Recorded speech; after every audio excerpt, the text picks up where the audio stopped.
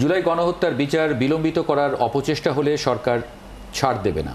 বুধবার আন্তর্জাতিক অপরাধ ট্রাইব্যুনাল 2 এর চেয়ারম্যান বিচারপতি নজরুল ইসলাম চৌধুরী এমন হুঁশিয়ারি দিয়েছেন। এদিকে চানখারপুলের হত্যা মামলায় এক সাক্ষী আদালতে জানান, আন্দোলনের সময় আইনশৃঙ্খলা বাহিনীর সদস্যদের মুখে হিন্দি ভাষা শুনতে পান তিনি।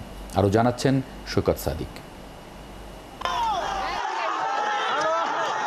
জুলাই অভ্যুত্থানে রাজধানীর অদূরে আশুলিয়া হত্যা ও লাশ পোড়ানোর মামলার এক আসামির পক্ষে নতুন 2টি আবেদন করা হয়। মামলাটিতে অভিযোগ গঠনের শুনানি শেষে আবেদনগুলোর বিষয়ে বিচারকের দৃষ্টি আকর্ষণ করে প্রসিকিউশন তাদের দাবি সময়ক্ষেপণ করতেই এমনটা করা হয়েছে।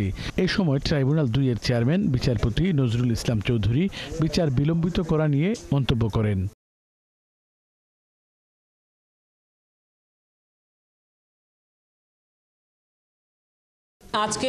পরে বিষয়টি নিয়ে গণমাধ্যমে বিস্তারিত জানান এই প্রসিকিউটর। ডিফেন্সের পক্ষ থেকে বেশ কয়েকটি আবেদন করা হয়েছিল, যে আবেদন এই আইন বা রুলসের কোথাও উল্লেখ করা নাই, এবং এই উক্ত আবেদনগুলোতে যে সকল ধারা উল্লেখ করা হয়েছে সেই ধারায় ওই আবেদন করার কোনো এখতিয়ার ডিফেন্সের নাই।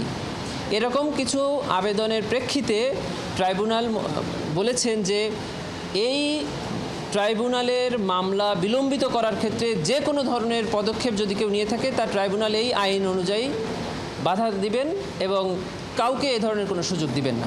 এদিকে আশুলিয়ার মামলার অভিযোগ গঠনের জন্য 21শে আগস্ট আদেশ দেওয়ার দিন ঠিক করেছেন ট্রাইব্যুনাল। একজন নিরস্ত্র পুলিশ কিভাবে গুলি করে অস্ত্রদের মারতে পারে এটা আমার জানা নাই।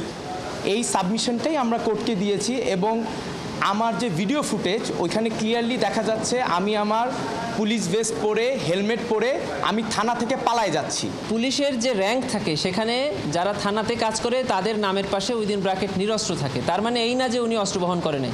উনি অস্ত্র বহন করেছেন কিনা এটা ভিডিও ডকুমেন্টে প্রমাণিত আছে।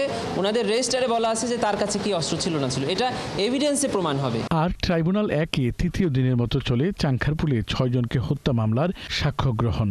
শহীদ ইয়াকুবের মা সহ 3 জন সাক্ষী দিয়েছেন। ইয়াকুবের মা তার হত্যার জন্য শেখ হাসিনা ও ওবায়দুল কাদের সহ আসামিদের বিচার চান।